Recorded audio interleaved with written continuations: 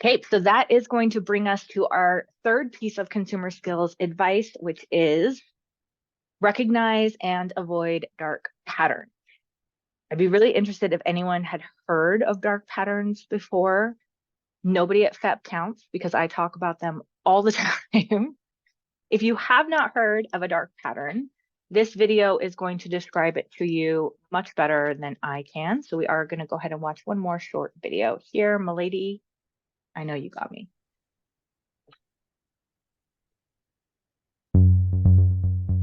All good.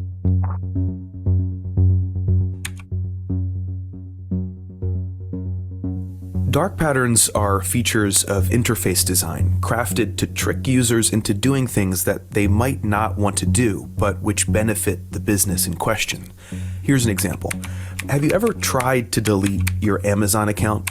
Here's the Amazon homepage. What's the first thing you might think to do? The obvious place to look is the account dropdown here.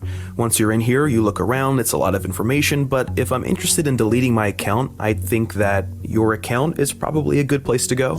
Once I'm on this page, there's a lot more information, payment options, login and security, and a bunch of stuff down here. Unfortunately, you could click every link on your account page, but none would deliver you to a place where you could actually delete it, because it's not here. In order to actually delete your Amazon account, you have to go all the way down to the bottom of the page, and under Let Us Help You, click Help. Once you're in here, you have to navigate to Need More Help because, putting it on this page would just be too easy. Then click Contact Us. This is where it starts to get ridiculous. It's still nowhere to be seen, but of the 4 options on the top that you want help with, click Prime or Something Else. You want the something else. In this Tell Us More About Your Issue dropdown, there's still nothing that suggests account deletion. You just have to know to click Login and Security. And then in a second dropdown, there it is. The magic button, close my account. Except in order to actually do that, you now have to have a chat conversation with an Amazon associate who's going to tell you all the reasons account deletion is a bad idea. See, you can't delete the account yourself. They have to do it for you. This is a dark pattern.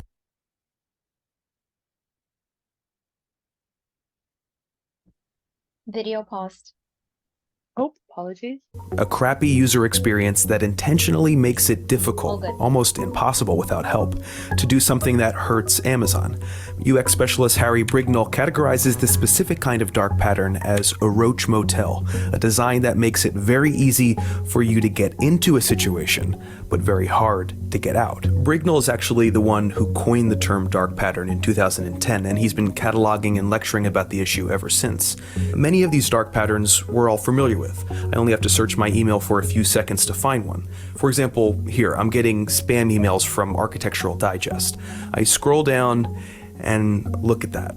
This is a mess, but it's a mess on purpose. The unsubscribe link is here, but it's devilishly hard to see. That's because it's the same font and virtually the same color as the rest of the fine print. Here's another dark pattern that uses color to misdirect. Over at the user testing blog, Jennifer Jerome points out that the mobile game Two Dots carries you through the experience by offering green buttons. A green button to start the game, a green button to pick a level, a green button to start the level, and 3 green buttons to continue to the next level, and so on. But once you lose a level, the color scheme changes. The first green button you see leads you right to an in-app purchase, while the continue button is just a little X that blends into the larger element. I wonder how many people clicked buy moves reflexively as a Pavlovian response. Now, to be fair, this is a pretty benign dark pattern, but it shows how companies can use something as simple as color to trick you into doing what they want. On the more egregious end of the spectrum, you have stuff like this banner ad for Chatmost, which is made to look like it has a speck of dust on it, causing people to brush it away and accidentally click the link. Or you have sites like Booking.com, where they do everything in their power to increase the urgency of a purchase, going so far as to alert you in big red notifications of the hotel rooms that you just missed. I mean, you better book now. You don't want to be left behind again, do you? Every once in a while, a company goes a little too far and actually breaks the law. Remember when you used to get spam with all those LinkedIn invites from friends? Well, that was because of a confusing dark pattern on their Add Contacts page, which allowed LinkedIn to scoop up people's email contacts and send them messages repeatedly without their consent. In a comprehensive blog post, Dan Schlosser showed how LinkedIn tried to trick users 8 times in their sign-up and onboarding procedures into surrendering their email contacts. Unfortunately for LinkedIn, this proved to be a step step too far. Users filed a legal challenge claiming that sending multiple unwarranted emails hurt their professional reputation. LinkedIn settled the dispute for $13 million, which came out in the end to about $10 per user. It's rare for dark patterns to face consequences like these. Mostly they stay just on the right side of the law, understanding that it's hard to legislate around the psychological tricks of UX design. Everything on the internet is fighting for your attention, but there's a difference between those who are taking the time to build trust and loyalty and the special offer you clicked which actually enrolled you in a monthly subscription, or the social network that dark patterned you into letting it sell data that you didn't even know it had. Some of the responsibility is on us, but some is on design too.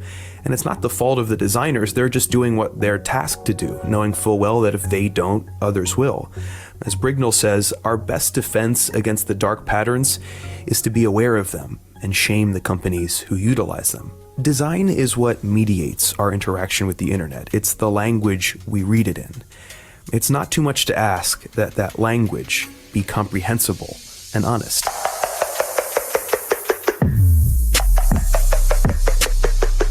Hey everybody, thank you so much for watching. This episode was brought... Okay, so this is both fascinating and infuriating information, at least it was to me.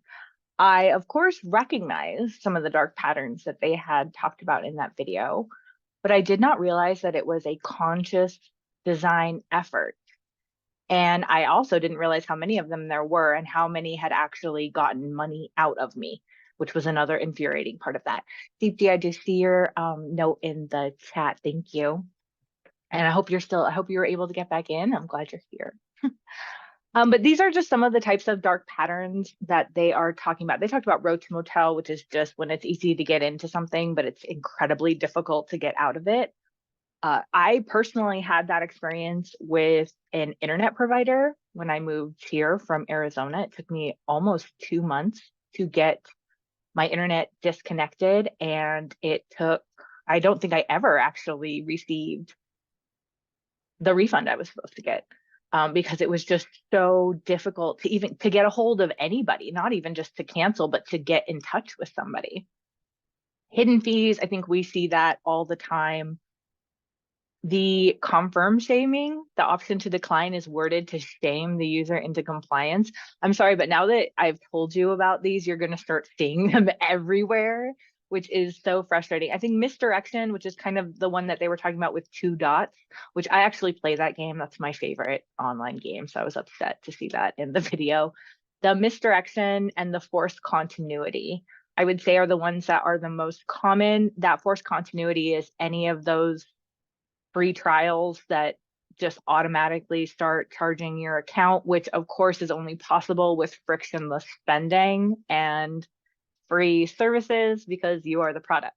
So I hope you're seeing how all of this is connected. Amazon is also really bad at the forced continuity with the subscription button. If you are on Amazon and you notice next time you're purchasing something, they have the click to subscribe, and then they have purchase it once, one-time purchase. And now they default to the click to subscribe. So you actually have to put effort into only buying something once. They will keep sending it to you for as long as they can. So again, dark patterns, fascinating, infuriating, really important for our students and for us to know about. There is a move activity. This is a standalone activity from NGPF. Again, says 912, but I think this is perfect for middle school as well. This would work well for any, also for ELL students, I believe. It's a somewhat kinesthetic activity if you want it to be. Essentially, there are 3 stacks, three decks, they call them. One that has all of the dark patterns we just looked at, one that has all of the definitions of those dark patterns, and one that has a screen cap of an example from an online shopping site. And the students work together or independently, however works for you, to put them together in the right combination. As you can see, this is that sneak into basket one. This one is with any of the clothes shopping. It's going to be the package insurance, the delivery insurance. They are really getting into I'm seeing that a lot. You guys can't tell I do a lot of online shopping, and I am in financial education. And this still happens to me, but they'll default in that insurance, package insurance, which of course gets more expensive the more you add to your cart. NGPF also has one of those student activity packets on this dark pattern and advertisements. Kind of, again, a prompt. It's going to take you to a video. It's a great video too. If you were going to pull one thing out, I would say look at the video, which is a Toyota advertisement, car commercial, and kind of thinking about the mental picture that advertisers are trying to build in our minds as consumers. I think it's a great kind of glimpse into that for our students. Another article, The 6 Ways of Influence, how dark patterns trick you. This is what we just watched. And then that activity that I had shown just previously, that move. So again, these are all different puzzle pieces that can be put together into this activity packet, or it can be pulled out as a standalone lesson. The dark patterns one, I think this is great information, not only for obviously for our students, for ourselves, but as we get into some of the frauds and scams too, we know that those target a specific demographic. And sometimes our students can be those information sharers that take some of this home for older family members, so who, again, didn't grow up in this digital universe and really doesn't even know that these exist. So